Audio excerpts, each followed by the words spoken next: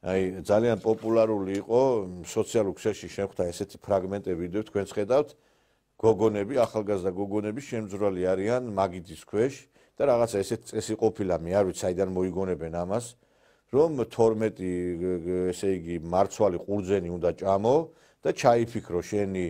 რაღაცა რაც სურვილი გაქვს და ის ასრულდება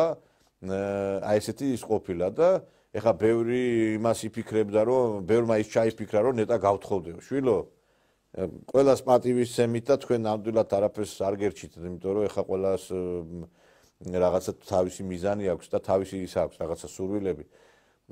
ღმერთმა შეგარგოთ ეგ ყურძენი რასაც ჭამთ მაგიდის ქვეშ მაგრამ თუ გათხოვება გინდათ და თუ კი კარგი ოჯახები გინდათ მაგიდებში კი არ უნდა შეძვრეთ და ყურძენი კი არ უნდა ჭამოთ ეკლესიაში წადით ილოცეთ ღმერთ შესთხოვეთ რომ თქვენი სურვილები ასრულდეს და გახტილები ნუდადი ხართ კიდე ძალიან ამ ქუჩებში იმიტომ რომ ერთი რამე იცოდეთ რომ ქართველი კაცი ქართველ კაცზე მაქვს საუბარი და არა იმ ადამიანებზე ვინც რაღაცა გაუკუმართებული ტიპის ადამიანები პატივს სცემს ქალში კლდევამოსილებას სისუფთავეს და არა იმას რასაც ჩვენ ხედავთ რუსთავაზე დღეს რო გაივლი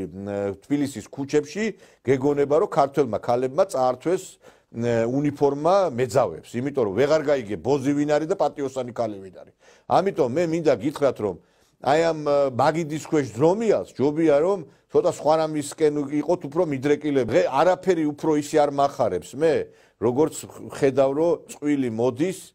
მოყვება ბავშვები და აი იგზნობა ჰარმონია მაგრამ დღეს მე გავიხედავ და მოდის წვილი და მოყავს 5 კატა 6 ძაღლი და ან ერთი წვილი მოდის და ორივე იმას რა ქვია ნარკოტიკების თრობის ქვეშ არის აი ესეთი საქართველოს ნამდვილად არ მინდა მე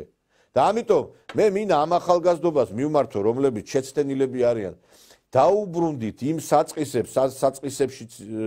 მთელი ცხოვრება მთელი ისტორია საქართველოს იყო ქართველი ქალი